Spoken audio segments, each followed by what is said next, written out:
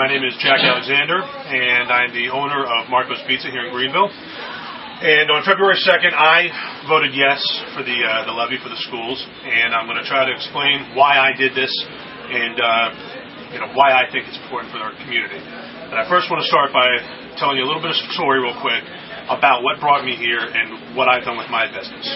5 years ago, I came to Greenville, and Marco's Pizza at the time was in terrible shape. It was totally run down.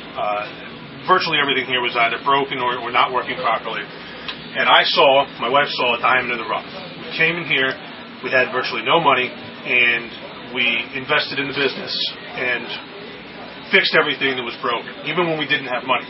There were times that we could not even afford to pay ourselves. So the money that we invested at the time, we really didn't even have. But we saw that it was absolutely necessary. And consequently, because of what we did then, because of the corners that we cut and the money we invested, we created the #1 Marco's in the country. And why do I see this as pertinent to this subject of the school? Well, the same kind of thing is happening here in our town. The schools are old and they're run down. And unlike myself, who came to an existing business, what are other businesses going to look like, or will look to, or look for when they come to this town? And I wrote some notes down here. Now I'm actually starting to stutter here. So let me. You got to ask yourself, what are they looking for? They're looking for a lot of different things. They're looking for taxes. They're looking for crime, workforce, but they're also looking for infrastructure. And what they're not going to see is they're not going to see a diamond in the rough. They're not going to come here and say, hey, we're going to invest a lot of money and build the schools ourselves. They're going to look for these things already. And so let me see here. What was I saying?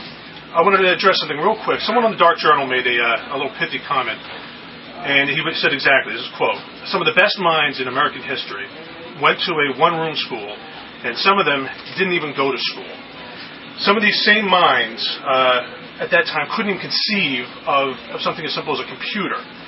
And what I'd like to say is, I assure you, the best minds in Japan, the best minds in China, the best minds in India are not going to run down schools. They're not going to one-room schools.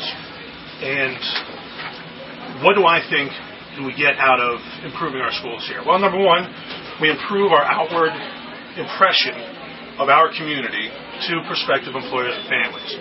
That should be enough, in my opinion. But what do we also do? We improve the learning environment for our children. I think that's the most important part, and I think that alone should be enough. You got to ask yourself one last thing: are you the kind of person who says if it was good enough for me, it's good enough for my kid? Or are you the kind of person, and I consider myself this, that I want it better for my children? And that's what this is really about to me: making something better for our children's future.